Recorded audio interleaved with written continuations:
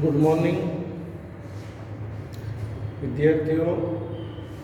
આપણે ગયા લેક્ચરમાં બરાબર છે, ગયા લેક્ચરની અંદર જે ચેપ્ટર નંબર 2 છે બીએમાં એ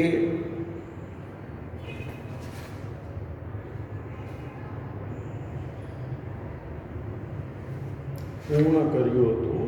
માનવબળ પશુબળ. ઓકે, ચલો બીજું ચેપ્ટર પૂર્ણ થયું હતું અને હવે આપણે આજે ત્રીજું જે ચેપ્ટર છે એની શરૂઆત કરીએ છીએ. બરાબર છે. હવે બીજા ચેપ્ટરની અંદર જે ચર્ચા છે ધંધાકીય સેવાઓ બી. ધંધાકીય સેવાઓ એટલે કે બેન્કિંગની આ ચેપ્ટરમાં ચર્ચા છે. તો બેંક છે, સામાન્ય રીતે આપણે બેંક કોને કહેવાય? બરાબર છે. તો જો જે લોકો પાસેથી થાપણો સ્વીકાર, આપણે જે રૂપિયા બેંકમાં મૂકીએ છીએ એને થાપણ કહેવાય. આપણે જે રૂપિયા બેંકમાં મૂકીએ એને શું કહેવાય? થાપણ. બરાબર. અને બેંક લોકોને જે રૂપિયા આપે એને ધિરાણ કહેવાય. શું કહેવાય? ધિરાણ. આ બે શબ્દો બહુ મહત્વના છે. થાપણો એટલે લોકો દ્વારા જે બેંકમાં રૂપિયા મૂકવામાં આવે એને થાપણ કહેવાય. એટલે બેંક દ્વારા લોકોને જે રૂપિયા આપવામાં આવે, લોન ને બધું, એને શું કહેવાય? ધિરાણ કહેવાય. તો બેંક જે છે એ શું કરે છે? લોકો પાસેથી રૂપિયા સ્વીકારે છે. એવી જ રીતે જે વ્યક્તિને જરૂર હોય તેને બેંક ધિરાણ પણ કરે છે. બેંક છે એક આપણને સેવા આપે છે જેના દ્વારા આપણે આપણા નાણાં છે બેંકમાં મૂકીને સેફ રહી શકીએ છીએ અને આપણા રૂપિયા છે એ સલામતી રહે છે. દરેક વ્યક્તિએ ઘરે રૂપિયા સાચવવા નથી પડતા, બેંકના હિસાબે બેંકમાં આપણે સાચવી શકીએ છીએ. તો આ ધંધાકીય સેવાઓ બે જે છે એની પ્રસ્તાવના આપણે સમજીએ કે આ બેંક શબ્દ છે એ કઈ રીતે બન્યો, બેંક શબ્દનો ઉપયોગ કઈ રીતે શરૂ થયો, એના વિશે આપણે સમજવાનું છે. તો જો પ્રવર્તમાન સમયમાં વાણિજ્યનું મહત્વ વધતું જાય છે. પેજ નંબર 22 ઉપર છે આ. બરાબર. વાણિજ્યમાં વેપારની પ્રવૃત્તિ ઉપરાંત તેને સહાયક સેવાઓમાં બેન્કિંગની સેવાનો સમાવેશ થાય છે. બેન્કિંગની સેવા ઉપરાંત ઉદ્યોગ, વેપાર ઉપરાંત ઉદ્યોગ, ખેતી જેવા અનેક ક્ષેત્રને ઉપયોગી બને છે. બેંકની સેવા માત્ર વેપારીઓને જે ઉપયોગી છે એવું નથી. આજના સમયમાં વેપાર છે, ધંધા રોજગાર છે, ખેતી છે, ઉદ્યોગ, દરેકને બેંકની સેવાની જરૂર પડે છે. બેન્કિંગની સેવા આપનારી સંસ્થા બેંકથી ઓળખાય છે. બરાબર. બેંક કોને કહેવાય? તો બેન્કિંગની સેવા આપનાર સંસ્થા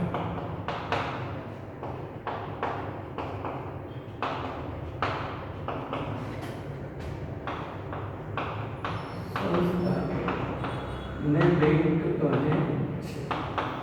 જે બેન્કિંગની સેવા આપે છે એ સંસ્થાને શું કહે છે? બેંક. બેન્કિંગની સેવા આપનાર સંસ્થા બેંકથી ઓળખાય છે. વિશ્વની સૌપ્રથમ બેંક ઈસવીસન 1407માં જીનીવા ખાતે શરૂ થઈ હતી. વિશ્વની સૌપ્રથમ બેંક 1407માં જીનીવા ખાતે શરૂ થઈ હતી. ઇટાલિયન શબ્દ બેંકો, ઇટાલિયન શબ્દ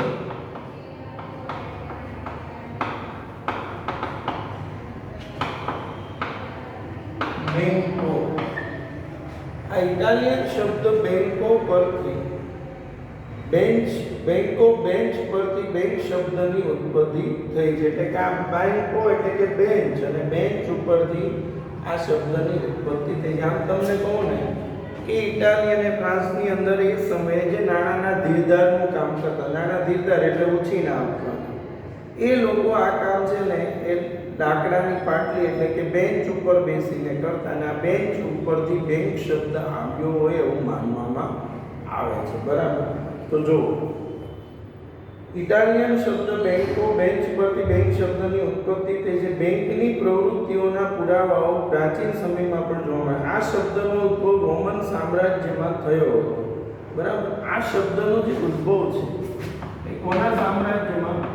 રોમન સામ્રાજ્યમાં આ શબ્દનો ઉપયોગ થયો હતો, ઉદ્ભવ થયો હતો. રોમન સામ્રાજ્યમાં આ બેંક શબ્દનો શું થયો હતો? ઉદ્ભવ. હવે એ સમયે જ્યાં નાણાં દીનાર માસેલા, જે નાણાંના દીનારનું કામ કરતા હતા, એ નાણાં દીનાર માસેલા લોકો, બરાબર, જેના નામે ઓળખાતા, બંધ વાડાની વચ્ચોવચ્ચ, મોટો એક વાડો હોય, બંધ વાડાની વચ્ચોવચ્ચ, બરાબર, બંધ વાડાની વચ્ચોવચ્ચ બંકુ નામે ઓળખાતી એક લાંબી બેન્ચ, બંકુ નામે ઓળખાતી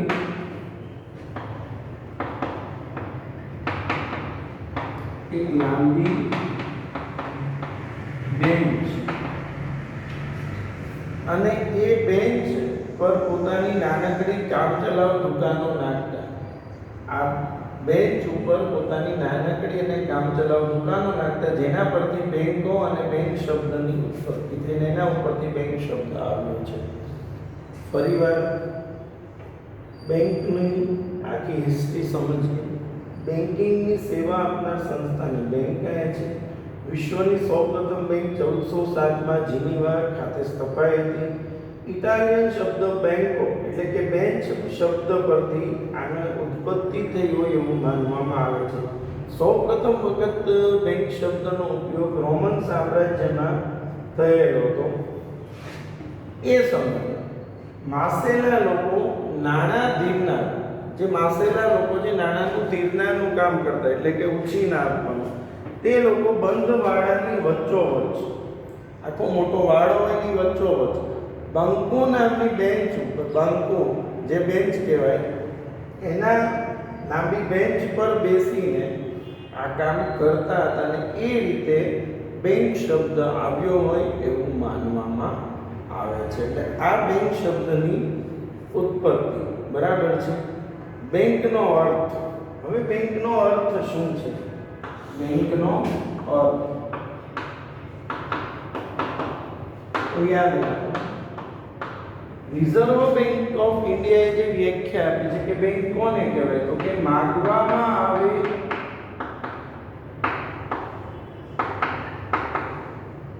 એટલે તરત જ પાછા આપવાની શરત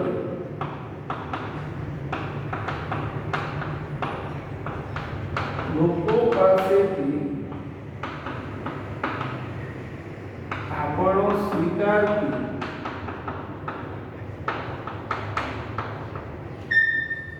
અને તેનું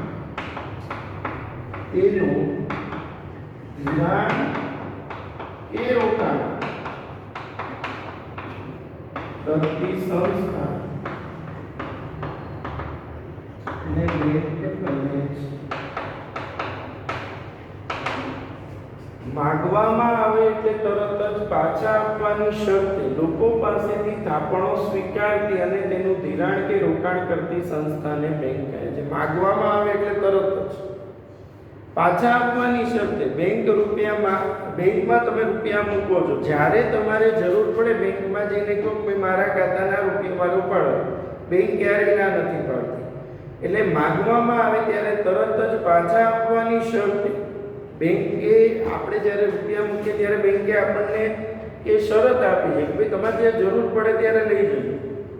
તો માગવામાં આવે એટલે તરત જ કે નિર્ધારિત મુદ્દતના અંતે પરત કરવાની શરતે ધિરાણ કરવાના હેતુથી બચતો એકત્રિત કરતી સંસ્થાને બેંક કહે છે. બરાબર. માગવામાં આવે એટલે તરત જ નિર્ધારિત સમયના અંતે, મુદ્દતના અંતે પરત કરવાની શરતે ધિરાણ કે રોકાણ કરવાના હેતુથી બચતો એકત્રિત કરતી સંસ્થાને બેંક કહે છે. બેન્કિંગની સેવા આપતી સંસ્થાને બેંક કહે છે. આ પણ વ્યાખ્યા છે. આ બે વ્યાખ્યા છે. પહેલી વ્યાખ્યા જે છે રિઝર્વ બેંક ઓફ ઇન્ડિયાએ આપેલી છે કે માગવામાં આવે એટલે તરત જ બરાબર છે કે નિશ્ચિત મુદ્દતના અંતે પાછા આપવાની શરતે લોકો પાસેથી થાપણો સ્વીકારતી અને તેનું ધિરાણ કરતી સંસ્થાને બેંક કહે છે.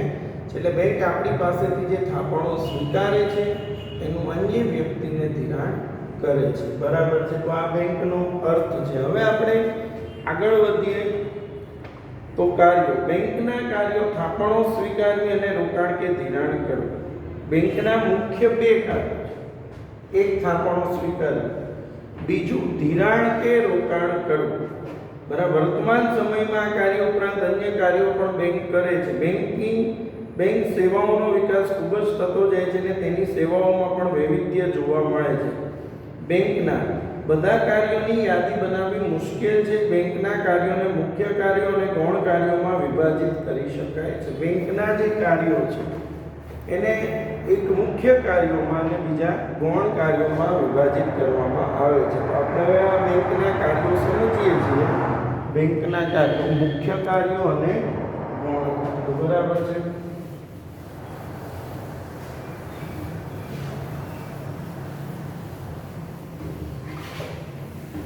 તો બેંકના બે જ મુખ્ય કાર્યો હોય, થાપણો સ્વીકારવી અને ધિરાણ કરવું. પણ અહીંયા જો તમે મુખ્ય કાર્યોની અંદર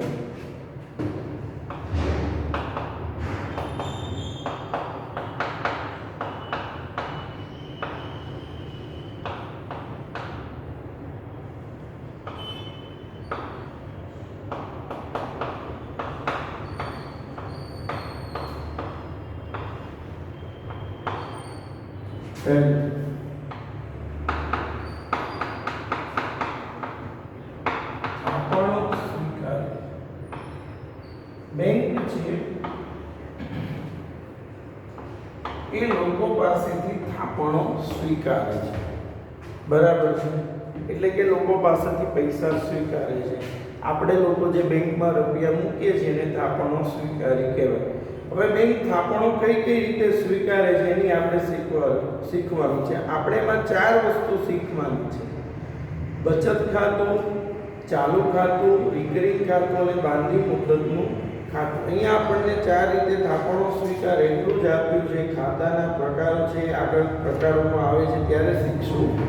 તો થાપણો સ્વીકારે તો બેંક લોકો પાસેથી તેની જે વણવપરાયેલી થાપણો છે કે જે રૂપિયા આપણી પાસે એવા છે જેનો આપણે યુઝ નથી કરતા એવી બચતોને બેંક સ્વીકારે છે. અને એ થાપણો જે સ્વીકારે છે એનું જ બેંક પછી ધિરાણ કે રોકાણ કરશે. તો પહેલું કાર્ય જે બેંકનું છે થાપણો સ્વીકારવું. બેંક જાહેર જનતા પાસેથી અમુક વણવપરાયેલી રકમ થાપણો તરીકે સ્વીકારે. બેંકમાં થાપણ મૂકનારને બેંક વ્યાજ ચૂકવે છે. આપણે તો બેંકમાં રૂપિયા મૂકીએ છીએ તો બેંક આપણને એના ઉપર વ્યાજ ચૂકવે છે. બેંકની સૌથી મોટી જવાબદારી થાપણદારો, બચત કરનારા લોકોનો વિશ્વાસ જાળવી રાખવાનું છે. બેંકની સૌથી મોટી જવાબદારી શું છે? થાપણદારોનો લોકોનો વિશ્વાસ જાળવી રાખવાનું. બેંક અલગ અલગ પ્રકારની થાપણો સ્વીકારે છે જેના પર વ્યાજનો દર જુદો જુદો હોય છે. બેંક ચાલુ ખાતું, બચત ખાતું, બાંધી મુદતનું ખાતું અને રિકરિંગ ખાતું. હવે ચારે ચારની અંદર વ્યાજનો દર કેવો હોય છે? અલગ અલગ હોય. જે ખાતાના પ્રકારો ભણીશું ત્યારે ડિટેલમાં હું તમને સમજાવીશ. અત્યારે આપણે ડિટેલમાં સમજતા નથી. બેંક ચાલુ ખાતું, બચત ખાતું, બાંધી મુદતનું ખાતું અને રિકરિંગ ખાતું આ રીતે થાપણો સ્વીકારે છે. બરાબર છે. કેટલી રીતે બેંક થાપણો સ્વીકારે છે? તો ચાર: ચાલુ ખાતું, બચત ખાતું, બાંધી મુદતનું ખાતું અને રિકરિંગ ખાતું. ત્યારબાદ બેંકનું પહેલું કાર્ય થાપણો સ્વીકારવું. બરાબર છે. ચાલુ ખાતું, બચત ખાતું, બાંધી મુદતનું ખાતું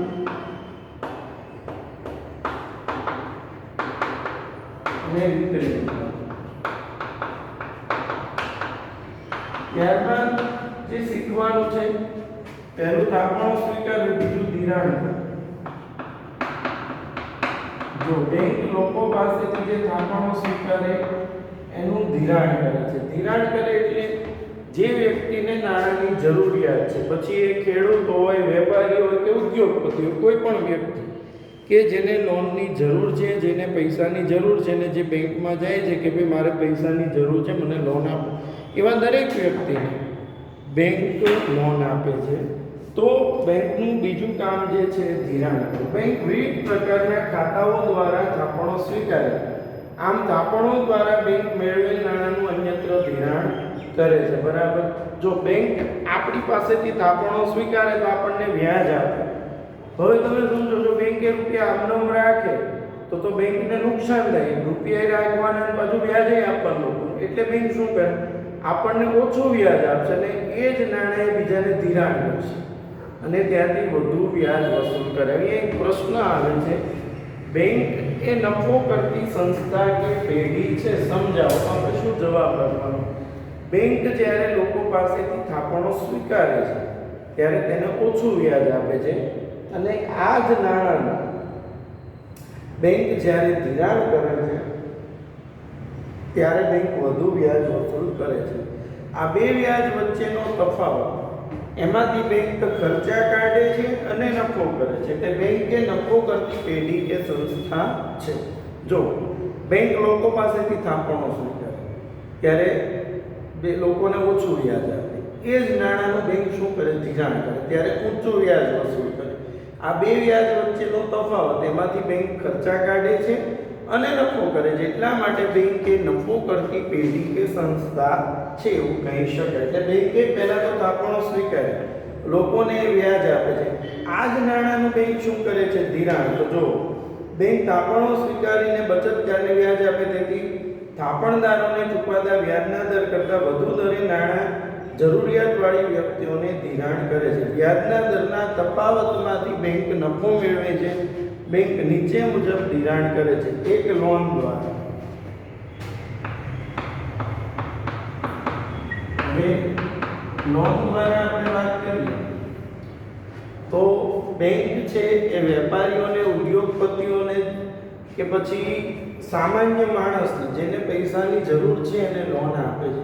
અને બેંક જ્યારે લોન આપે છે તેની રકમ, જે લોનની રકમ બેંક એક સાથે આપી દે છે અને એની રકમ વ્યક્તિએ દર મહિને નિશ્ચિત કરેલા હપ્તામાં ચૂકવવાની હોય છે અને નિશ્ચિત મુદત સુધી. ધારો કે કોઈ વ્યક્તિએ 15 લાખની લોન છે 15 વર્ષ માટે લીધી હોય તો બેંક એના વ્યાજના દર પ્રમાણે એને હપ્તો નક્કી કરી દે કે ભાઈ તમારો હપ્તો આટલો રહેશે અને એને લાઈફ ટાઈમ એ હપ્તો ભરવો પડે છે. એટલે આ રીતે બેંક છે એ લોન દ્વારા નાણાં આપે છે. બેંક લાંબા ગાળા માટે કે ટૂંકા ગાળા માટે લોન આપે છે. કેટલાક પ્રકારની લોન પર તારણ જરૂરી હોય. જો તારણ એટલે તમારે મિલકતો ગીરવે મૂકવી પડે. તારણ એટલે તમારે મિલકત ગીરવે મૂકવી પડે તો તારણ કહેવાય. કેટલીક લોન પર, કેટલાક પ્રકારની લોન પર તારણ જરૂરી હોય, જ્યારે કેટલાક પ્રકારની લોનમાં તારણ જરૂરી નથી. આવી લોન વેપારીઓ કે વ્યક્તિગત કે ઉદ્યોગપતિઓને આપવામાં આવે છે, જેની સામે તેટલી જ રકમની જામીનગીરી બેંક લેશે. તમને લોન આપશે, સામે બેંક શું લેશે, જામીનગીરી. કે ભાઈ તમારે આ જામીનગીરી આપવી પડશે સામે, કે તમે આ લોન લ્યો છો તો સામે બેંક તમને જામીનગીરી બેંક લેતી હોય છે. પ્રવર્તમાન સમયમાં home loan, car loan, education loan, cash credit, machinery loan, gold loan, personal loan વગેરે જેવી લોન પણ ઉપલબ્ધ છે. બરાબર છે. Car loan, education loan, cash credit, machinery loan, gold loan સોના સામે ધિરાણ, પર્સનલ લોન વગેરે જેવી લોન ઉપલબ્ધ. પછી ઓવરડ્રાફ્ટ અને કેશ ક્રેડિટ. ઓવરડ્રાફ્ટ અને કેશ ક્રેડિટ. હવે તમે સમજો ઓવરડ્રાફ્ટ કોને કહેવાય? તો કે આ એક વિશિષ્ટ સેવા છે જે બેંક આપે છે. સામાન્ય રીતે તમારા ખાતામાં જે રકમ હોય, તમારા બેંકના ખાતામાં જે રકમ હોય તેના કરતાં વધુ રકમ ઉપાડવાની બેંક જે સુવિધા આપે છે તેને ઓવરડ્રાફ્ટ કહેવાય. એટલે કે મારા ખાતામાં જે રકમ હોય એના કરતાં વધુ રકમ ઉપાડવાની બેંક મને જો સુવિધા આપે તો એને શું કહેવાય? ઓવરડ્રાફ્ટ. અને આ ઓવરડ્રાફ્ટ છે એ કોને મળશે? તો કે જે વ્યક્તિ છે બેંક સાથે જેણે કરાર કરેલો છે એને જ આ ઓવરડ્રાફ્ટ મળશે. એટલે કે ઓવરડ્રાફ્ટ કોને કહેવાય? કે વ્યક્તિના ખાતામાં જેટલી રકમ હોય તેના કરતાં વધુ રકમ ઉપાડવાની બેંક જે સુવિધા આપે તેને ઓવરડ્રાફ્ટ કહે છે. અને ઓવરડ્રાફ્ટ એ વ્યક્તિનું દેવું છે, પણ આ ક્યારે મળે? તમારી પ્રતિષ્ઠાના આધારે. તમારી બેંક સાથેના વ્યવહારો સારા હોય તો બેંક તમને આ ઓવરડ્રાફ્ટની સુવિધા આપે છે. અને ઓવરડ્રાફ્ટનો સમયગાળો જો નક્કી કરી દેવામાં આવે, એમ કે ભાઈ આ 1 વર્ષ માટેનો ઓવરડ્રાફ્ટ છે, કે ભાઈ તમને તમારા ખાતામાં તમને 5 લાખનો ઓવરડ્રાફ્ટ આપીએ છીએ 1 વર્ષ માટે, એટલે કે ઓવરડ્રાફ્ટ છે કેટલા વર્ષ માટે નક્કી કરી દીધો? 1 વર્ષ. જ્યારે ઓવરડ્રાફ્ટનો સમય નક્કી કરી દેવામાં આવે તો એને કેશ ક્રેડિટ કહેવામાં આવે છે. તો જો સમજીએ ઓવરડ્રાફ્ટ અને કેશ ક્રેડિટ દ્વારા ચાલુ ખાતું ધરાવનાર અગાઉથી મંજૂર કરેલ મર્યાદામાં અને ટૂંકા ગાળા માટે ખાતામાં જમા રકમથી વધુ રકમ ઉપાડી. જો ચાલુ ખાતું જેનું બેંકમાં ચાલતું એને બેંકે જેને મંજૂર કરેલ હોય, બરાબર છે, એ પોતાના ચાલુ ખાતામાં જમા રકમથી વધુ રકમ ઉપાડે તેવું બને તો તેને ઓવરડ્રાફ્ટ કહેવામાં આવે છે. ઓવરડ્રાફ્ટનો સમય ટૂંકો હોય છે, પરંતુ ઓવરડ્રાફ્ટનો સમય નિશ્ચિત કરી દેવામાં આવે તો તે કેશ ક્રેડિટના નામે ઓળખાય. એટલે સામાન્ય રીતે તમારા ખાતામાં જે રકમ હોય એના કરતાં વધુ રકમ તમે જો ઉપાડો તો તેને ઓવરડ્રાફ્ટ કહે છે. અને ઓવરડ્રાફ્ટનો સમય જો બેંક નક્કી કરી દે તો તેને કેશ ક્રેડિટ કહેવામાં આવે છે. ત્યારબાદ રોકાણ કરવું.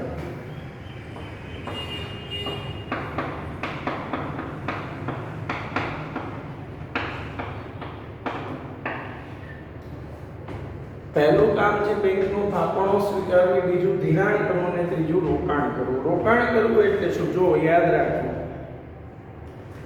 સામાન્ય રીતે બેંક છે લોકો પાસેથી થાપણો સ્વીકારે એનું ધિરાણ કરે. પણ ધારો કે બેંકે લોકો પાસેથી 2 લાખ કરોડ રૂપિયા મળ્યા છે, તો સામે 2 લાખ કરોડના અમુક ટકા બેંકને રાખવાના, બાકીનું ધિરાણ થવું જોઈએ. હવે બેંકને 2 લાખ કરોડનું ધિરાણ કરવાનું છે, પણ એ ધિરાણ નથી કરી શકતી, 1.5 લાખ કરોડનું જ થયું, તો 50,000 કરોડ રૂપિયા બેંક પાસે આમનામ પડ્યા રહે. યાદ રાખો, બેંક છે એ લોકોને વ્યાજ આપી રહી છે. જો બેંક એ રૂપિયા બીજે ધિરાણ ન કરી શકે અને રૂપિયા આમનામ પડ્યા રહે તો બેંકને નુકસાન છે. એટલે બેંક શું કરે? પહેલું કામ બેંકનું ધિરાણ કરવાનું, થાપણો સ્વીકારે એનું લોકોને ધિરાણ કરે, લોન, કેશ ક્રેડિટ ઓર્ડર. હવે ધિરાણથી પણ એ રૂપિયા વપરાતા નથી અથવા લોકોને ધિરાણ પૂરતું થતું નથી, ત્યારે બેંકનો જે ત્રીજો રસ્તો છે રોકાણ કરવું. બેંક આ નાણાંને સરકારી જામીનગીરીઓમાં, સરકારી બોન્ડમાં, સરકારી કંપનીના શેરમાં એમાં રોકાણ કરે છે. રોકાણ કરશે એટલે એને એટલું વ્યાજ તો મળતું થઈ જશે સામે. એટલે રોકાણ ક્યારે થશે? પહેલા ધિરાણ થાય. ધિરાણ બધી રકમનું નથી થતું તો જ બેંક રોકાણ કરે. અને રોકાણ કરવાનો ઉદ્દેશ શું છે? તો કે બેંક પાસે રૂપિયા છે એ ઉપયોગ વિનાના જો પડ્યા રહે તો બેંકને નુકસાન છે. એના બદલે બેંક એવી જામીનગીરીઓમાં રોકશે કે જ્યાં નિશ્ચિત વ્યાજ મળવાનું છે, ફિક્સ ઇન્કમ છે અને જ્યાં રૂપિયા સલામત છે, એવી જામીનગીરીઓમાં બેંક રોકાણ કરે છે. તો જો બેંકની મૂડી અને મેળવેલ થાપણની રકમનું ધિરાણ અને રોકાણ જો ન થઈ શકે તો બેંકને પૂરતું વળતર મળતું નથી. બેંકનું મહત્વનું કાર્ય અન્ય જગ્યાએ આ રકમનું રોકાણ કરવાનું છે. આ રોકાણ યોગ્ય ગણતરી સાથે સલામત જગ્યાએ કરવું અનિવાર્ય છે. યોગ્ય ગણતરી સાથે અને સલામત રીતે કરવું અનિવાર્ય છે. બેંકે અનામતની રકમ આરબીઆઈના નિયમ અનુસાર કુલ ડિપોઝિટની અમુક રકમ સરકારી જામીનગીરીઓમાં રોકવાની હોય છે. નિયમ પણ છે કે અમુક રકમ તો બેંકે સરકારી જામીનગીરીઓમાં રોકવી જ પડે છે, જેના પર વ્યાજનો દર ઓછો હોય છે. બેંકમાં કટોકટી અને આકસ્મિક પરિસ્થિતિમાં રોકાણો છૂટા કરીને તરત રોકડા મળે તે રીતે નાણાંની ગોઠવણી કરવી અનિવાર્ય છે. બેંક મહદઅંશે સરકારી જામીનગીરીઓ કે અન્ય સદ્ધરતાવાળા એકમોમાં રોકાણ કરે. મેં કીધું ને, બેંક એવી જગ્યાએ રોકાણ કરે કે જ્યાં સદ્ધરતા છે અને સેફટી છે, બીજે બેંક રોકાણ કરતી નથી. અને ચોથું છે આંતર બેંકિંગ વ્યવહારો કરવા. જે ચોથું કાર્ય છે રોકાણ કરવા પછીનું આંતર બેંકિંગ વ્યવહાર. હવે ઘણી વખત કેવું થાય, સમયના ટૂંકા ગાળા માટે કોઈ એક બેંકની અંદર નાણાંની અછત ઊભી થાય. કોઈ એક બેંકમાં ધારો કે સેટેલાઇટ એરિયા છે, ત્યાં સ્ટેટ બેંક ઓફ ઇન્ડિયા છે ને બાજુમાં જ બેંક ઓફ બરોડા છે. હવે સ્ટેટ બેંક ઓફ ઇન્ડિયામાં કોઈ ચોક્કસ સમય માટે 24 કલાક માટે કે 48 કલાક માટે એકાદ બે દિવસ માટે નાણાંની અછત છે, હવે એને ત્યારે 2-5 કરોડ રૂપિયાની જરૂર પડી ઓન ધી સ્પોટ તરત જ. હવે ત્યારે એ જ સમયે બેંક ઓફ બરોડામાં રૂપિયા પડ્યા છે આમ ઉપયોગ વિના, તો SBI બેંક છે એના મેનેજર છે એ બેંક ઓફ બરોડામાં ફોન નહીં કરે, એ RBI માં કહેશે કે ભાઈ અમારે ટૂંકા ગાળા માટે આટલા રોકડા રૂપિયાની જરૂર છે. એટલે RBI જે તરત જોશે કે ભાઈ નજીકમાં કઈ બેંક છે ને જ્યાં કેશ હશે, તે તરત બેંક ઓફ બરોડાને ફોન કરે કે ભાઈ આ બાજુની SBI માં નાણાંની જરૂર છે, તમારી પાસે વધારાની કેશ છે આટલી, તો એ ત્યાં તમારે મોકલવાની છે, ત્યાં એમને જરૂર છે તો એને આપજો. તો એક બેંકે બીજા બેંકને નાણાં આપ્યા, SBI ને કોણે રૂપિયા આપ્યા? Bank of Baroda. તો SBI છે એ શું છે? થાપણ સ્વીકારનાર છે, બરાબર છે. SBI ને ઉછીના રૂપિયા કોણે આપ્યા છે? Bank of Baroda. તો બેંક ઓફ બરોડાને SBI વ્યાજ પણ આપવું પડે, પણ આ જે રકમ છે, આ જે વ્યવહાર છે ને આંતર બેન્કિંગ વ્યવહાર, અને બીજો આને કોલ મની કહેવાય. માગવાથી મળતું નાણું, કોલ કરવાથી મળતું નાણું, એને શું કહેવાય? કોલ મની કહેવામાં આવે છે. અને આ કોલ મનીથી એક બેંકને જ્યારે ટૂંકા ગાળા માટે નાણાંની જરૂરિયાત છે તેને સરળતાથી તે સંતોષી શકે છે. તો જો બેંકના મુખ્ય કાર્યો પૈકી એક કાર્ય બેંકો વચ્ચેના વ્યવહારોનું છે. દરેક બેંકને ઘણી વખત ખૂબ જ ટૂંકા ગાળા માટે એટલે કે 24 કલાક કે તેથી ઓછા સમય માટે નાણાંની તંગી અનુભવવી પડે. આ સમયે અન્ય બેંકમાં વપરાયેલા નાણાં પડેલા હોય તો તરત જ જરૂરિયાત ધરાવતી બેંકને આપવામાં આ વ્યવસ્થા મધ્યસ્થ બેંકે નિયુક્ત કરે. આ બધું કામ કોણ કરે છે? મધ્યસ્થ બેંકે નિયુક્ત કરેલ એજન્સી દ્વારા કરવામાં આવે છે. આ પ્રમાણે નાણાં આપનાર કે લેનારની પ્રક્રિયા મધ્યસ્થ બેંક મારફતે થાય છે. નાણાં લેનાર કે આપનાર એકબીજાના સંપર્કમાં આવતા નથી. આ રીતે બેંકોની સમસ્યાનું નિવારણ થઈ જાય છે. આમ જે રકમ માગવામાં આવે ને તરત મળે તેને કોલ મની ના નામથી ઓળખવામાં આવે છે. આ રીતે મેળવેલ રકમ પર વ્યાજ ચૂકવવું પડે છે. આ વ્યાજનો દર બજારમાં નાણાંની માંગના આધારે નક્કી થતો હોય. માંગ અને પુરવઠાના આધારે, જો બજારમાં નાણાંની માંગ વધારે હોય તો આ કોલ મની રેટ વધારે હોય, અને ઓછી હોય તો કોલ મની રેટ ઓછો હોય છે. અને આને કોલ મની રેટ કહેવાય છે, વ્યાજનો દર છે તેને. એટલે કોલ મની અને કોલ મની રેટ, બરાબર છે. અહીંયા આપણે આ બેંકના મુખ્ય કાર્યો પૂર્ણ કર્યા. હવે આવતા લેક્ચરમાં આપણે બેંકના જે મુખ્ય કાર્યો છે પૂર્ણ થયા, હવે અન્ય કાર્યોનો આપણે અભ્યાસ કરીશું, બરાબર છે. Thank you.